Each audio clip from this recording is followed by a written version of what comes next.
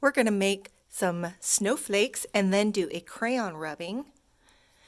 So what I have here, I have some glue, some crayons without paper,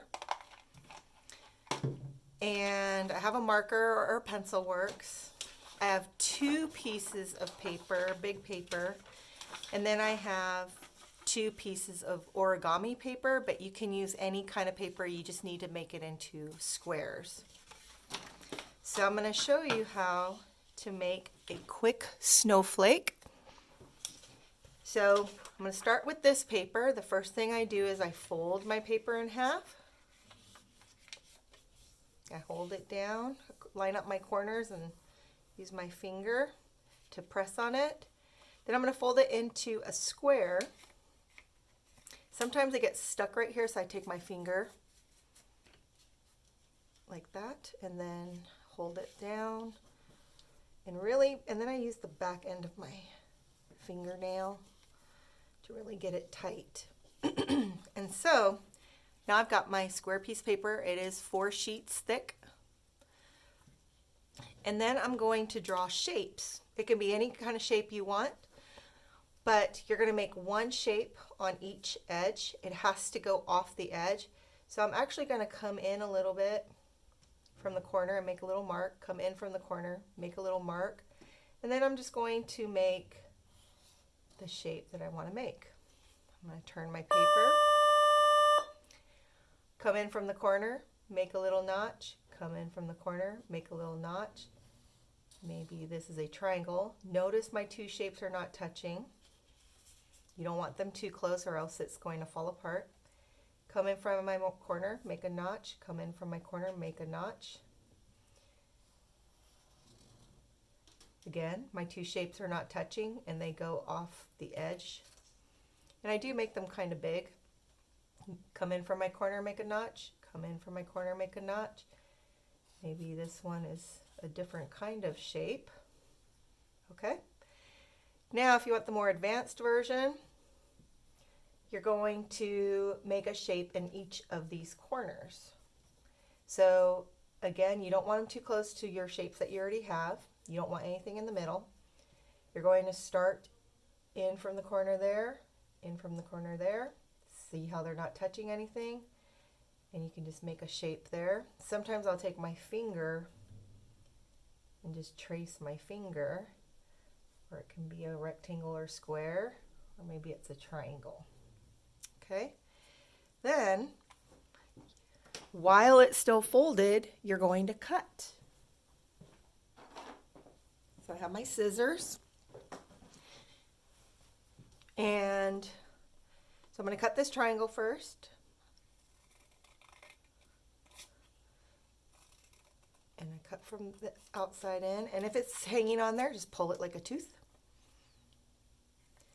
Follow the line with your scissors. It's okay if it's not right on there, it'll be fine. I try to cut over my table so that all the scraps end up on my table and it's less to clean up. So I cut out all my big shapes first. This one's going to be trickier.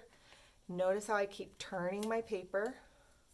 Notice I'm not keeping exactly on the lines. Nobody's going to notice, I promise. I used a marker to make my lines or to make my shapes. You're going to want to use a pencil because the marker will go through. So you see I have an X kind of shape right now. Now I'm going to cut out the corners.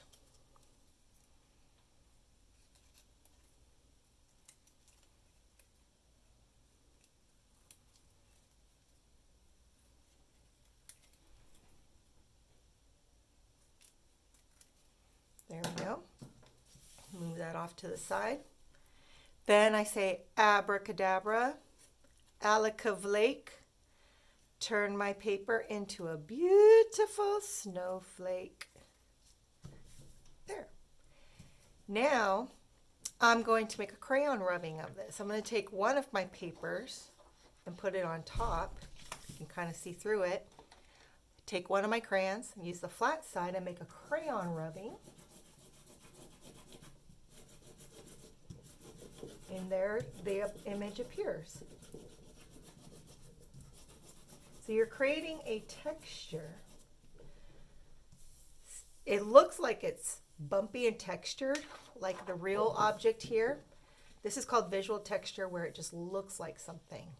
I could even do a second crayon rubbing of the same snowflake, maybe a different angle in a different location.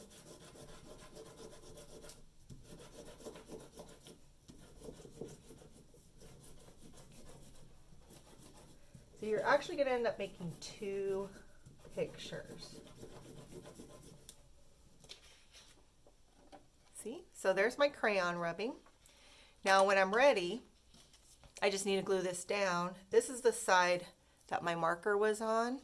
So I'm going to move my other paper. I'm going to take my glue, open it up, make sure the glue's not stuck on there. Hold it upside down. I'm going to make tiny little dots all the way around. As tiny as I can make them, around the edges, into all these little areas. So I'm making an outline of the entire snowflake. And then I got to go around on the inside.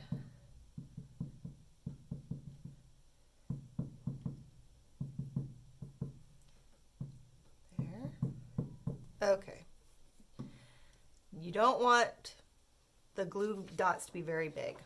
And then I'm just going to take my big white paper, doesn't matter how you do it, and you just put it down on top of your snowflake, smooth it out, flip it over, voila, there it is.